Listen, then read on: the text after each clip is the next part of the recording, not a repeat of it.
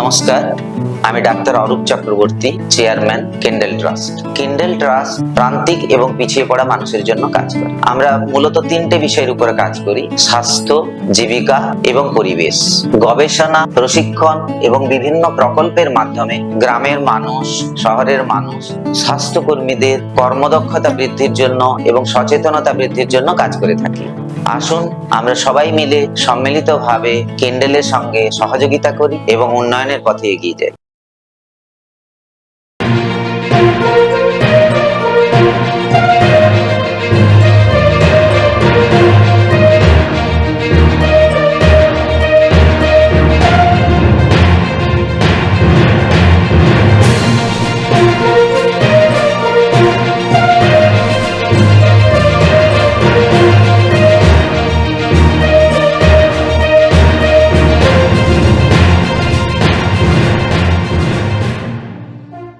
নমস্কার, ডিডি বাংলার বিশেষ অনুষ্ঠান নিজের স্বাস্থ্য নিজেই জানো অনুষ্ঠানে আপনাদের স্বাগত জানাই। আজ আমাদের শেষ পর্ব। এই পর্বে আমরা আলোচনা করব ছোটদের এমন কিছু অসুখ বিসুখ নিয়ে যেগুলো আমরা আগে জানতাম শুধুমাত্র বড়দেরই হয়, যেমন উচ্চ রক্তচাপ, ডায়াবেটিস। অনেকে বলেন এই সব কিছু হচ্ছে লাইফস্টাইলের কারণে। সত্যি কি তাই নাকি অন্য কিছু? জানবো আমাদের আজকের এক্সপার্টের কাছ থেকে। আমাদের সঙ্গে রয়েছেন বিশিষ্ট এন্ডোক্রিনোলজিস্ট ডক্টর সাগরিকা মুখার্জি। নমস্কার ডক্টর মুখার্জি। নমস্কার। প্রথমেই জানতে চাইবো যে এই যে সবাই বলছেন যে বাচ্চাদের যে অসুখগুলো হচ্ছে, মানে বড়দের অসুখগুলো হচ্ছে, সেটার কারণ লাইফস্টাইল, সত্যি কি তাই? অনেকটাই লাইফস্টাইল বা জীবনশৈলীতে প্রচুর পরিবর্তন এসছে। আপনি যদি দেখেন, বিশেষ করে খুব স্লোলি আসছে। গত 20 বছরের যদি ইতিহাস দেখেন, আমাদের জীবনশৈলীতে প্রচুর প্রচুর পরিবর্তন আসছে।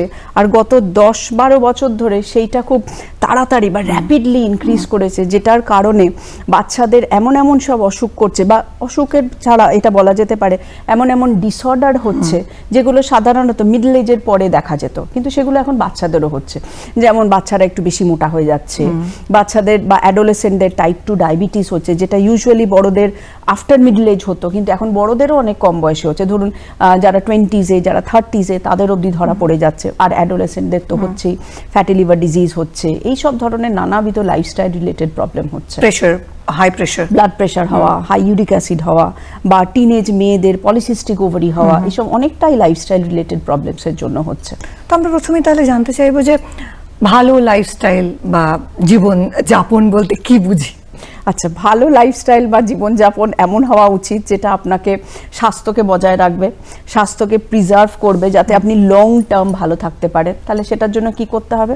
আপনাকে ঠিক মতন ঘুমোতে হবে, ঠিক রেস্ট নিতে হবে, ঠিক অ্যামাউন্ট অফ ফিজিক্যাল অ্যাক্টিভিটি করতে হবে, ডেলি লাইফে ঠিক পরিমাণে খাবারটা খেতে হবে, যাতে আপনার প্রপার নিউট্রিশনটা হয়, যাতে শরীর এবং স্বাস্থ্য দুটোই বজায় থাকে।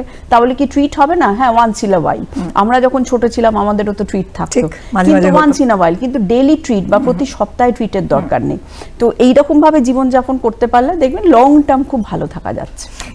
এই সব বিষয়গুলো নিয়ে ডিটেলে যাব, মানে কতটা ঘুমানো উচিত, কিরকম খাওয়া দাওয়া খাবো, বা কতটা অ্যাক্টিভিটি করা উচিত। কিন্তু তার আগে যেটা জানতে চাইবো, যে যেহেতু প্রসঙ্গটা উঠছে যে বাচ্চাদের এই ধরনের অসুখগুলো হচ্ছে, আপনি নিজেও তো প্রচুর পেশেন্টদেরকে দেখেন, সত্যি কি তাই? মানে পার্সেন্টেজ কীরকম?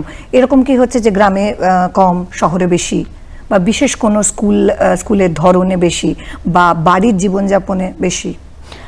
আপনি যদি গোটা ইয়েটা দেখেন, বিশেষ করে আমাদের দেশটার কথা যদি ভাবেন, হ্যাঁ ডেফিনেটলি এই লাইফস্টাইল ডিসঅর্ডারের না একটা খুব সূক্ষ্ম আরবান রুরাল ডিফারেন্সিয়েশন আছে।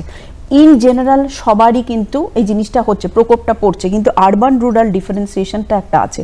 যেমন আরবান বাচ্চাদের বা সেমি আরবান জায়গাগুলোতে যারা বসবাস করছে, তাদের একটু ওবেসিটির হার বেশি, কারণ তাদের অ্যাক্টিভিটিস অনেক কম, বা তাদের রেডিমেড অ্যাভেলেবেল ফুড বা যেসব খাবারগুলো আপনাকে ওজন বাড়াতে পারে, সেই সব খাবারের অ্যাভেলেবিলিটি অনেক বেশি, সেই জন্য ওদেরটা একটু বেশি হচ্ছে। মোটামুটি আপনি যদি ধরেন ওভারঅল অল ইন্ডিয়া বেসিসে বাচ্চাদের বা অ্যাডোলেসেন্টদের ডায়াবেটিস হচ্ছে অ্যারাউন্ড 8% ইন আরবান পপুলেশন, আর about overweight or obese adolescent or kids around 12.5 to 15%। এবারে এমন সব আরবান জায়গা আছে যেখানে এই পার্সেন্টেজটা 20 to 22% অবধি হচ্ছে। দিল্লিতে বেশ কয়েক বছর আগে একটা আরবান স্কুলগুলোতে একটা সার্ভে হয়েছিল, তাকে দেখিয়েছিল যে স্কুলে যারা বিশেষ করে খুব অ্যাফ্লুয়েন্ট স্কুলে যাচ্ছে তাদের মোটামুটি অ্যাবাউট 35-40% বাচ্চা কিন্তু ওভারওয়েট বা ওবিস ছিল। আর তার একটা কারণ হচ্ছে ডেফিনেটলি ওভার ক্যালোরি নেওয়া, মানে যার যতটা ক্যালোরির প্রয়োজন তার থেকে অনেক বেশি নিচ্ছে, অনেক বেশি ধরুন কার্বোহাইড্রেট ইনটেক করছে, অনেক বেশি ফ্যাট ইনটেক করছে, তার সঙ্গে সঙ্গে যেটা বার্ন আউট করার পন্থা মানে অত্যধিক খেলাধুলা করা বা অনেক ধরনের ফিজিক্যাল অ্যাক্টিভিটি করা যেটা থেকে সে বার্ন আউট করবে ক্যালোরিটা, সেই আপনার অপরচুনিটিগুলো অনেক কমে যাচ্ছে, যেটার কারণে ওবেসিটি আরও বাড়ছে। আর ওবেসিটির সঙ্গে সঙ্গে আরও অনেক লাইফস্টাইল প্রবলেমসগুলো এসে যাচ্ছে। তাহলে এক এক করে যাই। খাবারের কথা যখন উঠলো তখন খাবারের কথা বলি, সেটা হলো ফাস্ট ফুড, একদম প্যাকেজ জাতীয় খাবার, প্যাকেজ ফুড এবং তার সঙ্গে কোল্ড ড্রিঙ্ক। একদম বাচ্চাদের এগুলো থেকে দূরে রাখা তো খুবই মুশকিল, বা খুব আমরা difficult। চাইলেও পারেন না। এখান থেকে কি কি ধরনের সমস্যা হতে পারে আর কতটা কন্ট্রোল করা যায়? আচ্ছা, আপনি যখন ছোট ছিলেন, আমি যখন ছোট ছিলাম, চিপস আসতো বছরে বড়জোর 3বার কি 4বার, একবার জন্মদিন, একবার পুজোর সময়, বাড়িতে কোনো স্পেশাল গেস্ট এলে হয়তো তিনি হাতে করে একটা চিপসের প্যাকেট আনতেন। এখন বিরাট ব্যাপার, বিরাট ব্যাপার হ্যাঁ। ছিল, আর পাওয়াও যেত না। না। কিছু কিছু কলকাতার পার্টিকুলার কিছু জায়গা ছিল যেখানে অ্যাভেলেবেল থাকতো। ঠিক। এখন কি হচ্ছে, আপনি দরজা থেকে বেরোন, আপনার সামনের দোকানটাতে সারি সারি লাল, নীল, হলুদ, সবুজ সাজানো আছে। এবারে আপনার যে রংটা পছন্দ, যে টেস্টটা আপনি আগে করেছেন সেই টেস্টটা আপনি বেছে নিন। এটা গেল 1 নম্বর। নানা ধরনের খুব ভালো খেতে খাবার অ্যাভেলেবেল না। এবারে আপনাকে বুঝতে হবে খাবারের টেস্ট কোত্থেকে আসছে। কার্বোহাইড্রেট আর ফ্যাট ছাড়া কোনো খাবারে ভালো টেস্ট আসতে পারে না। আপনি একটা যে হেলদি ফুড কিনবেন বা একটা হেলদি ফুড আপনি নেবেন, সেটাতে টেস্ট তো আনতে হবে। টেস্ট ছাড়া আপনি খাবেন কেন? বা এই যে ধরুন শুধুমাত্র দরজা থেকে বেরিয়েই যে খাবার অ্যাভেলেবেল তা নয়, আপনার মুঠোফোনের মধ্যেও তো খাবার আছে। আপনি চাইলে যা খুশি তাই অর্ডার করে আপনি খেতে পারেন। এবং যখন আপনি খাচ্ছেন, টেস্টটা যখন আপনার ভালো লাগছে, আপনি কি ভাবছেন এটা আমার লিভারটাকে একটুখানি গোলমালে ফেলে দিল, এটা আমাকে একটু ফ্যাটি লিভার করিয়ে দিল, বা হয়তো আমার বাবার ডায়াবেটিস আছে, মায়ের ডায়াবেটিস আছে, আমাকেও হয়তো একটু ডায়াবেটিস হলেও হতে পারে। আপনি তো ভাববেন না। আপনার খেয়ে প্রচণ্ড মনে আনন্দ হচ্ছে, আপনার ব্রেনের মধ্যে নানা রকম নিউরোকেমিক্যালস সিক্রিশন হচ্ছে, যেমন ধরুন serotonin, dopamine, you feeling happy, your happy hormones are being release. পরে যখন হেলথ প্রবলেম হবে দেখা যাবে এরকম একটা মনোভাব। কিন্তু এই জিনিসটা আমরা যখন ছোট ছিলাম তখন কি করতাম, ওয়ান্স ইন আ ওয়াইল হতো। এখন সেটা কি হচ্ছে, রেগুলার বেসিসে হয়ে যাচ্ছে। মানে অকেশন সেলিব্রেট করার জন্য, মানে সেলিব্রেশনের জন্য কোনো অকেশন চাই না, মানে কিছু একটা হলেই, ছুতো হলেই আপনার খাবারের অ্যামাউন্ট বেড়ে যায় বা খাবারের টাইপ চেঞ্জ হয়। সেটা ডেফিনেটলি বাচ্চাদের ওপরেও সেটার প্রকোপ পড়ছে, বা তাদের যে পোর্শন সাইজ দেওয়া হচ্ছে, পোর্শন সাইজ বেড়ে গেছে, সেটাতে তাদের এক্সেসিভ ক্যালোরি ইনটেক হচ্ছে। আর একটা জিনিস হচ্ছে খেলাধুলোর টাইম কমে গেছে। শুধুমাত্র যে তারা খাচ্ছে তা নয়, আর যে খাবারগুলো খাচ্ছে ধরুন তাতে প্রচুর পরিমাণে কার্বোহাইড্রেট থাকছে, প্রচুর পরিমাণে ফ্যাট থাকছে। এই যে একটা কোল্ড ড্রিঙ্ক বলছেন, একটা 300 ml ক্যান্ড এরেটেড ড্রিঙ্ক, তার মধ্যে থাকে, আপনি যদি আন্দাজ করেন, একটা স্ট্যান্ডার্ড টিস্পুন ফুলে চামচে 10 চামচ চিনি থাকে। তাহলে ভাবুন, সে তো একটা কোল্ড ড্রিঙ্ক সে তো সবসময় ভাগ করে খাচ্ছে না, মানে সে তো এক চামচ চিনি খাবো কিনা সেটা নিয়ে আপনি আমরা ভাবছেন, ওটা 10 চামচ চিনি থাকে, টেস্টটা আসবে কোথা থেকে? ইনফ্যাক্ট বড়রাও আজকাল কন্ট্রোল করে না, বড়রাও আজকাল কন্ট্রোল করে চিনিটা কন্ট্রোল করে নিল, কিন্তু অন্য জিনিসটা কন্ট্রোল করলো না। আর অনেক অনেক ধারণা আছে আমাদের সোসাইটিতে, আমাদের অ্যাজ আ হোল অফ ইন্ডিয়াতে, যে গুড় খাওয়া খুব ভালো, তাহলে ইউ ইন্ডালজ অন গুড়। তাহলে গুড়টা কোথা থেকে এসছে? আখের রস থেকে এসছে বা খেজুরের রস থেকে এসছে। রসটা কি আছে? Fructose. What is fructose? 2 molecules of glucose breaking down 2 molecules of glucose being converted to fructose. তাহলে সেটা বডিতে গিয়ে গ্লুকোজে ভেঙে যাচ্ছে। এবারে আমাদের ফিজিওলজিটা কি? ধরুন আপনার যদি প্রচুর কায়িক পরিশ্রম হয়, you need a lot of energy. Energy কোথা থেকে আসবে? ফ্যাট থেকে আসবে। 1 molecule of fat burns into 9 kilocalories of energy. 1 molecule of carbohydrate burns into 4 kilocalories of energy. তাহলে আপনার এনার্জি বার্নিং এর অপরচুনিটি চাই। আপনি বসে কাজ করছেন, সারাদিন কাজ করছেন, কিন্তু বসে কাজ করছেন, এনার্জি বার্ন করছেন না। বাচ্চাটা স্কুল যাচ্ছে, স্কুল থেকে ফিরে হোমওয়ার্ক করছে, হোমওয়ার্ক শেষ করে টিউশন যাচ্ছে, তাহলে সে কি করছে? ওর অ্যাক্টিভিটি শুধু ওই মুভমেন্টটুকু, একটা জায়গা থেকে আর একটা জায়গা, এক্সেস মুভমেন্ট নেই। এবং সেটাও স্কুল ভ্যানে, এবারে সে তো বসে থাকছে, তাহলে তার ক্যালোরি এক্সপেন্ডিচার হচ্ছে না। ওই যে আপনি এক্সট্রা গ্লুকোজ নিচ্ছেন, এক্সট্রা ফ্যাট এক্সট্রা গ্লুকোজটা নিচ্ছেন, বডি ভাবছে যে ও বাবা আমাকে যদি পরে না খাবার খাই তাহলে এই গ্লুকোজটাকে আমি ফ্যাট হিসেবে স্টোর করে রেখে দিই, ওই গ্লুকোজটা এক্সট্রা গ্লুকোজটা আপনার বডিতে ফ্যাট হিসেবে স্টোর হয়ে যাচ্ছে। ইয়ার আফটার ইয়ার এটা বিল্ড আপ হয়ে এবং এক্সেসিভ ফ্যাট হচ্ছে। এক্সেসিভ ফ্যাট যখন আসে আমাদের বডিতে একটা অ্যাবনর্মাল ফ্যাক্টর তৈরি হয়, তাকে বলে ইনসুলিন রেজিস্ট্যান্স। এই আমার নিশ্চয়ই শুনে থাকবেন ইনসুলিন রেজিস্ট্যান্সের কথা। এই insulin resistance is the mother of entire metabolic disorders. তার মানে ইনসুলিন রেজিস্ট্যান্সের জন্য আপনার ওবেসিটি থেকে ইনসুলিন রেজিস্ট্যান্স আসছে, তার থেকে ডায়াবেটিস হচ্ছে, টাইপ 2 ডায়াবেটিস হচ্ছে, ফ্যাটি লিভার ডিজিজ হচ্ছে, হাইপারটেনশন হচ্ছে, হাই ইউরিক অ্যাসিড লেভেল বাড়ছে, ইভেন মেয়েদের অ্যাডোলেসেন্ট মেয়েদের মেবি পলিসিস্টিক ওভারিও বাড়ছে। তো এরপরে আসছি অ্যাক্টিভিটি জায়গাতে, কতটা অ্যাক্টিভিটি আমাদের করা উচিত, মানে বাচ্চাদের করা উচিত? আইডিয়ালি ডেলি অ্যাবাউট 1 থেকে 1.5 ঘন্টা অ্যাক্টিভিটি তো থাকাই উচিত। সেটা ধরুন স্কুলের মিলিয়ে বা ধরুন বাড়িতে খেলাধুলো করলো। অ্যাক্টিভিটি মানে কি? অ্যাক্টিভিটি মানে শুধু একটু গড় করে হাঁটবো তা নয়। অ্যাক্টিভিটি মানে অ্যাক্টিভ ফিজিক্যাল এক্সারসাইজ, যেখানে আপনার ঘাম ঝরবে, হার্ট রেট বাড়বে, আপনার প্রচুর ক্যালোরি বার্নিং হবে, এইরকম ধরনের অ্যাক্টিভিটি। যেমন ধরুন ছোটা, দৌড়নো, জাম্পিং, এরোবিক এক্সারসাইজ করা, নাচ করা, এই ধরনের অ্যাক্টিভিটিস করতে হবে। আর একটা ব্যাপারও আছে, ধরুন বাচ্চা এইসব অ্যাক্টিভিটি করছে, তা সত্ত্বেও ওজন কমছে না। সে কেন কমছে না? তার আর একটা কারণ হচ্ছে তার খাবারটা অ্যাক্টিভিটির সঙ্গে ম্যাচ করছে না, মেবি ক্যালোরি ইনটেক বেশি, নাম্বার 1। নাম্বার 2, সে অ্যাক্টিভিটি 1 ঘন্টা করছে কিন্তু বাকি 8-10 ঘন্টা সেডেন্টারি। ওই যে 8-10 ঘন্টা সেডেন্টারি হয়ে বসে থাকছে তো বসেই থাকছে, 4-5 ঘন্টা একসঙ্গে বসে থাকছে। ওই 4-5 ঘন্টা একসঙ্গে বসে না থেকে ওই সময়টা ধরুন 1-1.5 ঘন্টা বসে রইলো, তারপরে কিছুটা উঠে দাঁড়িয়ে একটুখানি ঘরের মধ্যে একটুখানি ঘুরে নিল বা স্ট্রেচিং করলো, সেটাও তো অ্যাক্টিভিটিস মধ্যে পড়বে। বা বেসিক নিজের কাজগুলো করলো, একদম বেসিক নিজের কিছু কাজ করলো, বা দায়িত্ব দেয়া যে তোমার এই কাজটা আছে, তোমাকে এই কাজটা করতে হবে, সেই সব দায়িত্ব হলে সেও তখন একটা মানে দায়িত্বপূর্ণ অ্যাডাল্ট হয়ে যেতে পারবে। এবার সব থেকে বড় সমস্যার জায়গা সেটা হলো স্ক্রিন টাইমটা যতই বলি কন্ট্রোল করতে হবে, বেশিরভাগ ক্ষেত্রেই শুনে খুব ডিফিকাল্ট। তবু ডাক্তার হিসেবে আপনার সাজেশন কি? সাজেশন হচ্ছে স্ক্রিন টাইম, এবারে স্ক্রিন টাইমের একটা দুটো তো বাজে প্রকোপ আছেই। 1 নম্বর হচ্ছে ধরুন চোখে এফেক্ট করতে পারে, ওই যে লাইট এলইডি লাইটটা বেরোচ্ছে সেটা থেকে চোখ এফেক্ট করতে পারে। নাম্বার 2 হচ্ছে এই আমাদের এই কোভিড পিরিয়ডের পর থেকে বাচ্চাদের বিশেষ করে মানে প্রচুর স্ক্রিন অ্যাট্রাকশন বেড়ে গেছে। এক তো তখন পড়াশুনো করার জন্য সবাইকে ট্যাবলেট দিতে হয়েছে বা সবাইকে ধরুন মোবাইল দিতে হয়েছে যাতে পড়াশোনাটা না থেমে যায়, কিন্তু সেইটাই পরবর্তীকালে শুধু তো পড়াশোনার মধ্যে থেমে থাকেনি, আরও অনেক কিছু স্ক্রিনে থাকে। যেমন বড়দের প্রচুর অ্যাট্রাকশন থাকে, বাচ্চাদের তো প্রচুর অ্যাট্রাকশন থাকে, ফলে কি হচ্ছে মনটা সেই দিকেতে চলে যাচ্ছে, আর ওইভাবে স্ক্রিন টাইম বেঁধে দেওয়া যাচ্ছে না। এবারে আপনি যদি কোনো অ্যাডাল্টকে বাড়িতে বলেন না বাচ্চাকে আপনি এতক্ষণ, আপনি 15 মিনিট 20 মিনিট আধ ঘন্টা মোবাইল দেখতে দেবেন, অ্যাজ সাচ কোনো একদম স্টেটফাস্ট রুল নেই যে এতটাই তোমার স্ক্রিন টাইম হবে। যেমন ফিজিক্যাল অ্যাক্টিভিটি বলা হয় 1 থেকে 1.5 ঘন্টা ডেলি, কিন্তু সেরকম স্টেটফাস্ট রুল নেই যে আপনার 1 ঘন্টা বাচ্চাকে দিতে হবে স্ক্রিন টাইম, কি 15 মিনিট স্ক্রিন টাইম দিতে হবে, এরকম স্টেটফাস্ট রুল নেই। এবারে আপনি যদি কোনো জিনিসকে না বলেন এটা করো না, অ্যাট্রাকশনটা প্রচণ্ডভাবে বাড়বে। তাহলে কি করা উচিত? না বলে আপনি নিজে চেষ্টা করুন যে ওর অ্যাক্টিভিটি আপনি ওই টাইমের মধ্যে কি করে বাড়িয়ে দেবেন, and you get involved as well. আপনাকেও ওটার মধ্যে ঢুকে আপনাকেও ওই অ্যাক্টিভিটির মধ্যে থাকতে হবে, তাহলে সে ওখান থেকে বেরিয়ে আসতে পারবে। আর একটা ব্যাপার হচ্ছে অ্যাডোলেসেন্টদের কি হয়, তারা ভাবে আমরা অনেকটা বড় হয়ে গেছি, অনেক কিছু জেনে গেছি, বিশেষ করে ওই আপনার স্ক্রিনটা দেখে তো সত্যি ভাবতেই পারে যে বাবা মায়েদের তুলনায় অনেক কিছু জেনে গেছি। আর ইনফ্যাক্ট ওরা অনেক বেশি স্মার্ট, আমরা ওই বয়সে অতটা বেশি স্মার্ট ছিলাম না। কি হচ্ছে ধরুন আলাদা সে রাত্রিরে ঘুমোতে যাচ্ছে এবং বাড়িতে কি বড়রা জানতেও পারছে না এক্স্যাক্টলি কখন ঘুমোতে যাচ্ছে। হয়তো সে 10:30 11টায় ঘরে ঢুকে পড়লো, ঘুমোতে যাচ্ছে ভোর 3টের সময়, সকালে উঠতে পারছে না। এদিকে বলছে আমি 8 ঘন্টা তো ঘুমিয়ে নিলাম, কিন্তু ওই ঘুমের টাইমটা তো সাফিসিয়েন্ট হচ্ছে না।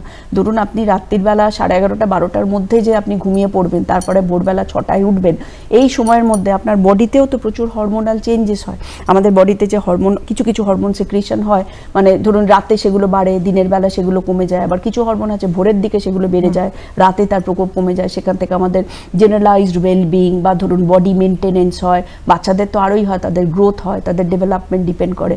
এই অল্টারেশনগুলো হয়ে যায়, সেগুলোও কিন্তু ওবেসিটিতে টার্ন আপ করতে পারে, এই হরমোনাল ইমব্যালেন্সের জন্য। এই যে বিভিন্ন ধরনের সমস্যা হচ্ছে, যে সমস্যাগুলো নিয়ে আজকে আমরা মূলত আলোচনা করছি, এই বয়সে এটা হওয়া তো যথেষ্টই ঝুঁকিপূর্ণ, তাই না? একদম, এই বয়সে হওয়াটা এক্সট্রিমলি ঝুঁকিপূর্ণ। আর কেন বলবেন ঝুঁকিপূর্ণ? এর ইফেক্টগুলো অ্যাডাল্ট অবস্থাতে তো পড়বে, ও যখন বড় হয়ে যাচ্ছে আর বিশেষ করে একটা অ্যাডোলেসেন্ট যখন একটু ওভারওয়েট হয়ে সে যখন অ্যাডাল্ট হয়ে যাচ্ছে, তার ওয়েট লুজ করাটা খুব ডিফিকাল্ট হয়ে যায় যদি না সে একদম প্রচণ্ডভাবে সচেতন হয়ে যায়, খাবারটাকে পুরো রেস্ট্রিক্ট করে দিল, তার অ্যাক্টিভিটিস বাড়িয়ে নিল এবং সচেতনভাবে সে ওয়েটটাকে সম্পূর্ণভাবে মেনটেন করতে পারলো বাকি জীবনটা, তাহলে তার রিস্কগুলো অনেকটাই কমে যায়। এবং সেটা যদি না করতে পারে তাহলে কিন্তু ডেফিনেটলি বড় হয়ে তার অনেক বেশি রিস্ক হয়ে যায়।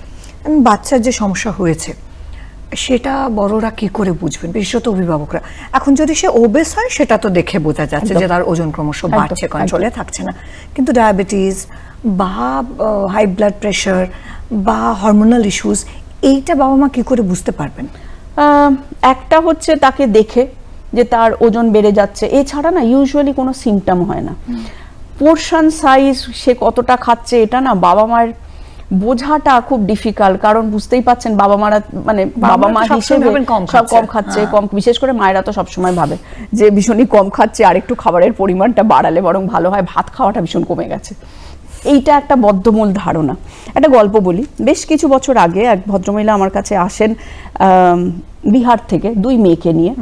বড় মেয়েটির সমস্যা হচ্ছে পলিসিস্টিক ওভারি, সেইটা নিয়েই আসেন, আর ছোট মেয়েটিকেও সঙ্গে করে নিয়ে আসেন। ছোট মেয়েটির বয়স তখন হবে 13-14 বছর, আর বেশ সুন্দর স্বাস্থ্য, মানে ধরুন 14 বছর বয়সের তুলনায় ওজন একটু সত্যিই বেশি। নিয়ে বড় মেয়েটিকে আমি দেখলাম, দেখে উনি বললেন যে আমার ছোট মেয়েটাকে একটা কিছু টেস্ট করানো যাবে, যার কারণ আমার মনে হচ্ছে ওর একটু ওজনটা বেড়ে গেছে। হ্যালো, হ্যাঁ একটা বেসলাইন টেস্ট করান না, তাতে অসুবিধে কিছু নেই। তো যেহেতু বড় মেয়েটির পলিসিস্টিক ওভারি আছে, ওই সব হিস্ট্রিগুলো নিলাম, তারপরে ওকে যে টেস্ট করতে দিলাম, সপ্তাহখানেক বাদে ওনারা ফিরে এলেন। ফিরে এসে দেখা গেল মেয়েটির high blood sugar, uncontrolled dyslipidaemia, মানে কোলেস্টেরল, ট্রাইগ্লিসারাইডের প্রোফাইল অনেক অনেক বেশি, এবং তার ব্লাড সুগারটা শুধু বাচ্চাদের ইউজুয়ালি টাইপ 1 ডায়াবেটিস হয়, যেটা আপনার লাইফস্টাইল থেকে হয় না, যেটা অন্য কারণে হয়। তার টাইপ 2 ডায়াবেটিস, এবং তার চিকিৎসা তখন থেকে শুরু হলো। তো তার মানে এটাও হতে পারে যে অনেক সময় সে অর্থে কোনো সিমটম হবে না। ধরুন টাইপ 2 ডায়াবেটিসের যেগুলো টিপিক্যাল সিমটম থাকে, যে আপনার জল তেষ্টা বেশি পাবে, খিদে বেশি পাবে, ওজন কমে যাবে, এইরকম টেক্সট বুক অনুযায়ী সিমটম নাও থাকতে পারে। 80-85% টাইমসে এরকম টেক্সট বুক সিমটমস থাকে না। নয় আপনি হয়তো যদি সিমটম থাকে, ধরুন অনেক দিন ধরে হয়ে রয়েছে, আপনার প্রচণ্ড টায়ার্ড লাগবে, কিছু করতে ভালো লাগবে না, ধরুন টয়লেট করছেন বা ইউরিনেশন করছেন, সেখানে হয়তো পিঁপড়ে এসে গেল, এইরকম দেখে অনেকে সন্দেহ প্রকাশ করে। ইন জেনারেল বাবা মায়েদের কাছে বলা যে যদি বোঝেন যে বাচ্চার ওজন একটু বেশি লাগছে, বা যদি দেখেন যে সে অনেক বেশি ফাস্ট ফুডে ইন্ডালজ করছে, বা এটা খাচ্ছে ওটা খাচ্ছে, বাইরের খাবারের জন্য বায়না করছে, অন্তত একবার একটা বেসলাইন টেস্ট করে দেখে নেওয়া উচিত যে সে ঠিক আছে কিনা। এবার বড়দের তো একটা বয়সের পর বলা হয় যে সব টেস্টগুলো করে নেওয়া উচিত, অ্যাডভাইসেবল হচ্ছে 40s এর পরে একবার একটা টেস্ট করে দেখে নেওয়া উচিত। যদি সব ঠিকঠাক থাকে, সব প্যারামিটার ঠিকঠাক থাকলো, যেমন ধরুন আপনার blood sugar, lipid profile, haemoglobin, liver function test, এগুলো যদি সব ঠিকঠাক থাকে, তাহলে মোটামুটি বলা হয় যে 2.5-3 বছর অন্তর একবার করে টেস্ট করে নেবেন। এটা তো বড়দের ছোটদের কোনো রকমের রুলস রেগুলেশন নেই, বা কোনো গাইডলাইনও নেই যে কবে আপনি টেস্টটা করাবেন। কারণ আমরা ধরে নিই ছোটদের স্বাস্থ্য সবসময় ভালো থাকে, অতএব ওদের অত টেস্ট করাবার দরকার নেই, আর একটা ছুঁচ ফোটানো মানে সত্যিই তো কষ্ট হয়। সেটা ঠিকই, কিন্তু এখন যেহেতু বিভিন্ন ধরনের সমস্যা রয়েছে, বাবা মাকে যদি সচেতন থাকে যে আমার বাচ্চাটির ওজন বেড়ে যাচ্ছে, বা আমার ফ্যামিলিতে ডায়াবেটিসের ফ্যামিলি হিস্ট্রি অফ ডায়াবেটিস আছে, আমার ডায়াবেটিস অলরেডি হয়ে গেছে, তাহলে আমার বাচ্চাটার একবার টেস্ট করিয়ে দেখে নিই যে ও ঠিক আছে কিনা। সেক্ষেত্রে করানো যেতে পারে। আর বিশেষত যেহেতু বিভিন্ন ধরনের সমস্যা চারপাশে দেখা যাচ্ছে, যদি দেখা যায় যে বাচ্চার লাইফস্টাইল ঠিক নয় তা বলতেও একটুখানি খারাপ লাগছে, কিন্তু এটা তো সত্যি যে আমাদের ছোটবেলায় যে আপনার ইচ্ছে থাকলেও লাইফস্টাইল অনেক সময় আপনি ঠিক করতে পারবেন না। আপনার ইচ্ছে করলে আপনি খাওয়াটা ঠিক করবেন, হ্যাঁ সেই দিকটা আপনি করতে পারবেন। আপনি ধরুন বাড়িতে প্রচুর সবজি খাওয়া বাড়িয়ে দিলেন, স্যালাড খাওয়া বাড়িয়ে দিলেন, অ্যাডিকুয়েট অ্যামাউন্ট প্রোটিন ইনটেক করলেন, কার্বোহাইড্রেটটা ধরুন চাল থেকে, মানে যেগুলো ধরুন রিফাইন কার্বোহাইড্রেট, চিনি বা ওই ধরনের মিষ্টি, ওই ধরনের জিনিস আপনি কমিয়ে দিলেন, সেটা করতে পারবেন। কিন্তু অ্যাক্টিভিটিস অনেক সময় না বাড়ানো যায় না। স্কুলে হয়তো মাঠ আছে, সেখানে একটা টাইম আছে, ধরুন আপনার রিসেস টাইমে সে খেললো, বা ধরুন খেলার একটা পিরিয়ড আছে, সেই সময় সে খেললো। বাকি সময় যখন সে বাড়িতে ফিরে আসছে, যখন সে অ্যাপার্টমেন্টে থাকছে, ন্যাচারালি সেটা তো বদ্ধ, সেখানে তো খেলার অত জায়গা নেই, হয়তো পার্কের অ্যাক্সেস খুব একটা নেই, পাড়াতে হয়তো তেমন কোনো পার্ক নেই যে সেখানে গিয়ে সে খেলতে পারবে। এইগুলো একটুখানি লিমিটেশন হয়ে যায় অনেক সময়। একদম শেষের দিকে পৌঁছে গেছি অনুষ্ঠানের। এবারে যেটা চাইবো আপনার কাছ থেকে জানতে, সেটা হলো ছোটদের বড়দের সবাইকে একটু বলে দিন যে কিভাবে আমরা বাচ্চাদের সুস্থ রাখার চেষ্টা করব। আচ্ছা, প্রথম কথা হলো বাচ্চা তো নিজে থেকে সচেতন হবে না, তাহলে আমাদের নিজেদের একটু সচেতনতাটা বাড়াতে হবে। আমাদেরকে ভাবতে হবে কি করলে আমি ভালো থাকবো, আমি যদি ভালো থাকি আমার বাচ্চাও ভালো থাকবে। তাহলে প্রথম কথা হলো ঘুম থেকে উঠেই আপনার প্রথমে মনে হবে আমি কি খাবো, খাবারটা। আচ্ছা, যে খাবারই খান না কেন আপনাকে অ্যাক্টিভিটি অনুযায়ী খাওয়াতে হবে। যদি আপনার প্রচুর পরিমাণ কায়িক পরিশ্রম থাকে, প্রচুর ফিজিক্যাল অ্যাক্টিভিটি থাকে, দৌড়দৌড়ি করতে হচ্ছে, এদিক ওদিক যেতে হচ্ছে, বা ধরুন আপনি কোনো অ্যাক্টিভ স্পোর্টে পার্টিসিপেট করছেন, আপনার তখন ক্যালোরি ইনটেক বাড়বে। কিন্তু আপনার যদি কোনো অ্যাক্টিভ ওই রকম ফিজিক্যাল অ্যাক্টিভিটি না থাকে, তাহলে ক্যালোরি ইনটেকটাকে রেস্ট্রিক্ট করতে হবে। অথচ নিউট্রিশনটাকে কম্প্রোমাইজ করলে চলবে না। ঠিক ঠিক খাবার ঠিক ঠিক সময় খেতে হবে, যাতে আর খাবারের মধ্যে যেন adequate amount of vitamin, mineral, trace element এগুলোও থাকে, তাহলে সেগুলোও মাথায় রাখতে হবে। শাক সবজি, স্যালাড, ডাল এই পরিমাণগুলোকে বাড়াতে হবে। মাছ মাংস ডিম, আপনি যদি মানে নন ভেজিটেরিয়ান হয় তাহলে সেইগুলোকে অ্যাডিকুয়েট অ্যামাউন্ট বাড়াতে মানে ঠিকঠাক করে রাখতে হবে। আর রান্নাটা যেন সঠিকভাবে হয়। আপনি যে কোনো তেলেই রান্না করতে পারেন, কিন্তু তেল পুড়িয়ে রান্না করবেন না, আর লুচি ভেজে তেলটা ফেলে দেবেন। কারণ যে কোনো তেল, সে যত দামি তেল হোক না কেন আর যে ধরনেরই তেল হোক না কেন, লাল তেল, হলদে তেল, সাদা তেল, হোয়াট এভার তেল, আপনি যেই পোড়াবেন বা বার্নিং পয়েন্টে পৌঁছে যাবেন, ও কিন্তু আস্তে আস্তে ট্রাইগ্লিসারাইডে কনভার্টেড হয়ে যাবে। অতএব ওই তেলটার মায়া ত্যাগ করে ওটাকে সোজা ফেলে দিতে হবে। এক আধবার ট্রিট তো হতেই পারে, কিন্তু সেটা যেন প্রতিদিনই না থাকে। প্রতিদিন যেন জলখাবারে লুচি পরোটা না থাকে। হেলদি ইটিংও তো চাই। আর ফাইবার বাড়াতে হবে, সেটা হলো ঘুম থেকে উঠেই তো আপনি খাবারের কথা ভাববেন। নেক্সট হচ্ছে আপনার অ্যাক্টিভিটি, ফিজিক্যাল অ্যাক্টিভিটি বাড়াতে হবে। আপনার যদি অপরচুনিটি না থাকে পার্কে গিয়ে খেলা করার, বা ধরুন 1-1.5 ঘন্টার খেলানোর ব্যবস্থা না থাকে, তাহলে আলাদা করে টাইম বার করে কিন্তু খেলাবার অপরচুনিটি ক্রিয়েট করে দিতে হবে। বা এমন অ্যাক্টিভিটিতে বাচ্চাকে রাখতে হবে, ধরুন নাচে ভর্তি করলেন, কোনো অ্যাক্টিভ স্পোর্টে ভর্তি করলেন, তাহলে যাতে তার ক্যালোরি বার্নিংটা হয়। নাম্বার 2। নাম্বার 3, বাচ্চার সঙ্গে সঙ্গে আপনাকেও স্ক্রিন টাইম কমাতে হবে। আমরাও তো স্ক্রিনেতে ডিস্ট্র্যাক্টেড হয়ে যাই, তাহলে আপনারও স্ক্রিন টাইম কমিয়ে কিছু অ্যাক্টিভিটি আছে যেটা আপনি বাচ্চার সঙ্গে পার্টিসিপেট করতে পারবেন। তাতে কি হয় বলুন তো? প্রথম কথা, ফ্যামিলি বন্ডিংটা অসম্ভব ভালো হয়। নাম্বার 2, যেটা মোস্ট ইম্পর্টেন্ট, আপনি একটা রোল মডেল হয়ে গেলেন। ও আপনাকে দেখে কপি করবো, আপনি ওর role model. So that is very important. এটা গেল। Number 4, sleep time. আর ইম্পর্টেন্ট জিনিস, একটা দিনের একটা মিল যেন সবাই মিলে বসে খায়। সে যে কোনো একটা মিল, লাঞ্চও হতে পারে, ডিনারও হতে পারে, ব্রেকফাস্টও হতে পারে, যেটা সবাই মিলে একসঙ্গে যাতে বসে খায়। সে এক টেবিলেও হতে পারে, মেঝেতে আসন পেতেও বসে হতে পারে, কিন্তু একসঙ্গে মিলে সবাইকে খেতে হবে। That is very important. আর শেয়ার করে খেতে হবে। তখন আপনি দেখতে পাবেন ওর পোর্শন সাইজটা কত হচ্ছে, আপনি কি কম নিচ্ছেন, ওকে বেশিটা দিয়ে দিলেন, এটা কি করছেন, সেই জিনিসগুলো ব্যালেন্সড হয়ে যাবে। আর নাম্বার 4, ঘুমের টাইমটা ঠিক করতে হবে। একটা সঠিক সময়ে ঘুমোতে যেতে হবে। রাত্রির 11টা, 11:30-11:30টার মধ্যে ঘুমিয়ে পড়তে হবে। আর একদম ভোরে উঠে পড়ুন, বা তারও আগে যদি 10টায় ঘুমোতে যান তাহলে তো আরোই ভালো। যে একদম ভোরে উঠে পড়ে কিছু কেমন ফিজিক্যাল অ্যাক্টিভিটিতে এনগেজড হয়ে যান, বা একসঙ্গে মিলে কোথাও কোনো পার্কে হাঁটতে যান। Thank you so very much. আজকের আলোচনায় শুধু ছোটরা শিখলো তা না, আমরা বড়রাও অনেক কিছু শিখলাম এবং চেষ্টা করবো সেটা মেনটেন করার।